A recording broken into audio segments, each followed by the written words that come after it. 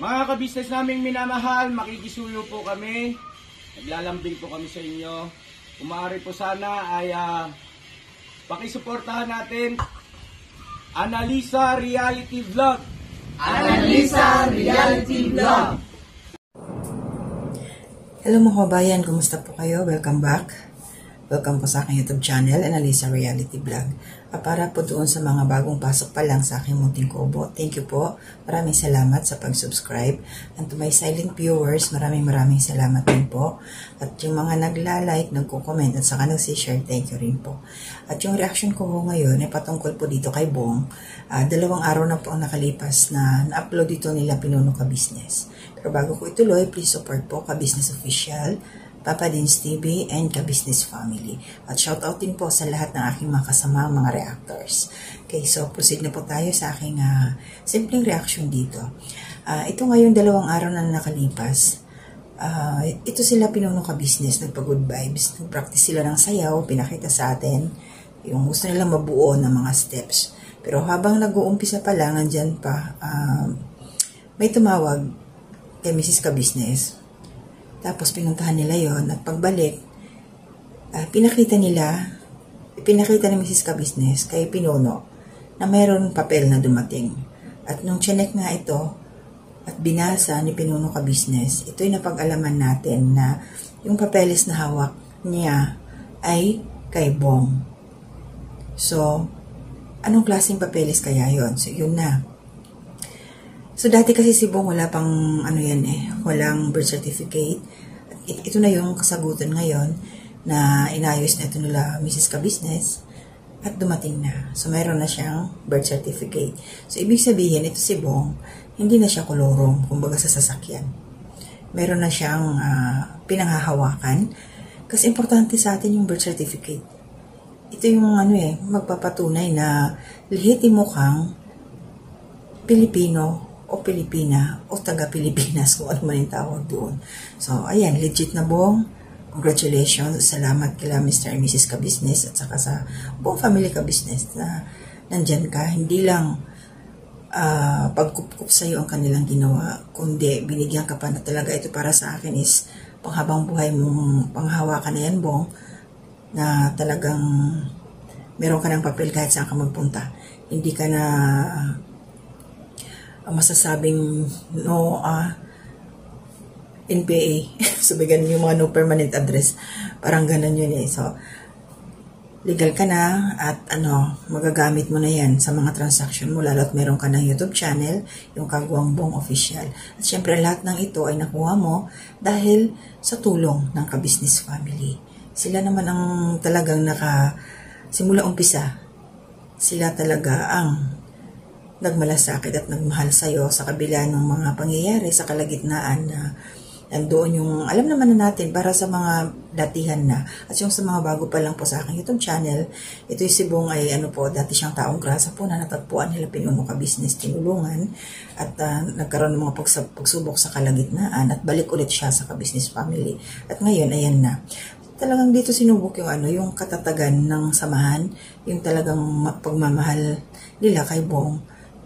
Hanggang ngayon, nandyan, pinakita talaga nila ito na hindi nila pababayaan kasi wala na nga ang pamilya si Bong. Although, meron naman siyang, sinasabi niya kamag-anak niya, napuntahan nga ito doon sa Blumentritt.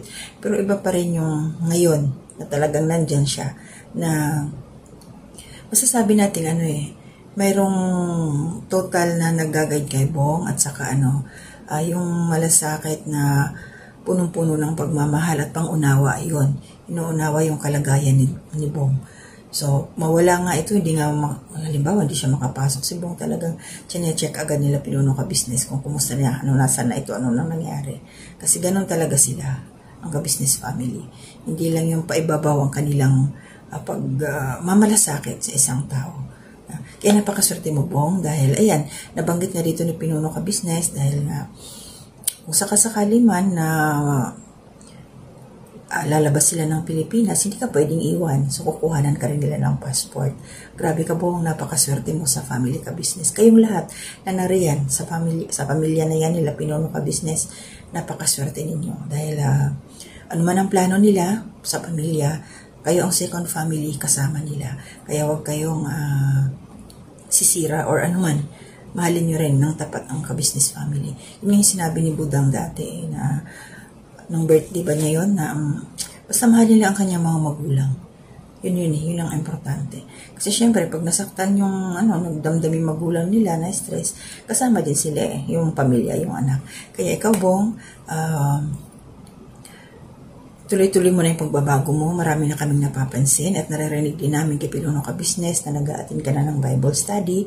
Maganda yun kasi dyan mo mararamdaman ang presensya ng ating Panginoon.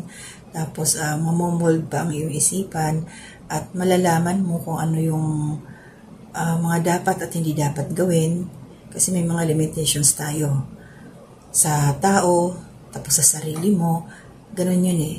So, alam mo, mabubuksan na ang iyong isipan na dati-rati. Wala ka na bang ibang iniintindi, kundi makasurvive lang sa pang-araw-araw mo na pamumuhay na mag-isa. Yung manguha ka lang ng basura, maibenta mo, makakain ka, so solve ka na doon. Pero ngayon, ayan, tinutulungan ka ng ka-business family para magkaroon ka ng sarili mong pamilya, inihahanda nila ang iyong sarili, ang iyong puso, ang iyong emosyon, para pag dumating ang time na yon na mayroon ng tamang magiging kapartner ka sa habang buhay mo, ikaw ay talagang nakahanda na gampanan ang pagiging padre di pamilya. Kaya pasalamat tayo dahil nandyan nga sila Mr. and Mrs. Ka-Business na gumagabay sa'yo sa bawat galawan mo, kahit yung mga kagwangs naka-assist din sa'yo. Tinutulungan ka rin nila. Nakikita namin sa mga video. Naman, mas kayo ang higit na nakakakilala dyan sa inyo, sa bahay ng ka-business family, kung ano talaga kayo off-cam. So, ang ibig sabihin dito, yung nakikita namin sa palabas dito sa mga video, alam namin na kulang pa yan. May masigit pang kumbaga yung tightness ng samahan ninyo, meron pang mas matindi pa dyan, yung closeness na talagang, kasi kulang naman yung nakikita namin na alam namin yan na limitado yung oras. So, hindi lang yan, marami pa na kabutihan ang nangyayari off-cam para sa iyo, Bong. Kasi nga, ayun, nakikita din naman na na siya marunong ka ng may mga options, may mga choices ka na. Halimbawa, pag namimili ka, at saka yung pananalita mo, Bong, medyo na rin, nakakadiretso ka na, yung isipan mo medyo nagiging malawak na lang. So, syempre, may mga pagkakataon pa din na yung mga moves na kailangan limitahan.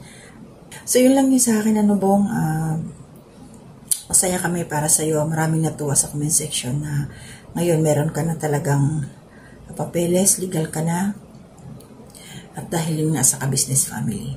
So, kinukongratulate namin. Maraming nag-congratulate sa iyo, Bong, at isa na rin ako doon. Congratulations dahil dyan. At hindi mangyayari ito kung wala ka sa ka-business family. Yan ang tunay na pagmamalasakit, tunay na pagmamahal. Kasi nakikita talaga at ginagawa nila kung ano yung makakabuti para sa iyo. Kaya huwag ka nang gagawa ng hindi makakabuti para sa iyo, Bong. Isipin mo lagi na nandyan na yung ka-business family na laging buong puso ang pagmamahal talaga sa iyo. Yun lang yung sa akin. So, excuse me. Gusto kong pasalamatan lahat na nariyan. Medyo mga busy tayo ngayon. Shout out po kay Ma'am Sarah. Salamat po sa support. Kabayan no si Pascual. Thank you rin po. Ma'am Kabayan Maria Luisa Cantalaba. Thank you po sa suporta. And Ate Ems, Ate Marilyn, Ate Ninette. Ingat po kayong lahat. Kabayan Julio Pardales. Vlog Jessie Pascual. Ako si Pascual, nagkalito-lito na. Jessie Lucas, maraming salamat din sa patuloy na suporta. Mga silent viewers, ingat po tayong lahat. And shout out ko rin na aking mga kasama mga reactors dito. Ka-business, Taong Gala, Kalingap Turak, Ma'am Fleurs Channel, Anime Reactors TV, Alminda Mix Vlog, and Katangay PLC. Support po. And also si Sir Wakiwak TV and Bong ang TV. At maraming salamat din po, Pilono Ka-Business, dahil doon sa isang video ninyo na na-plug mo kami lahat. Salamat po sa suporta. Maraming salamat po. So hanggang dito na muna yung aking simpleng reaction. Sa susunod po ulit, kita-kita tayo. Please support po kung saan man itong makakarating na aking reaction. Please comment down below. And sana po hindi kayo mag-skip ng ads. sa lahat po ng mga panunuorin ninyo, mga video namin. From Ka-Business Family, Papa Dins TV, Ka-Business Official, at yung lahat-lahat po sa mga reactors. Sana po hindi kayo mag-skip ng ads. Maraming salamat. Mag-ingat po tayo lahat. More blessings po sa inyo, sa buong family. To God be the glory.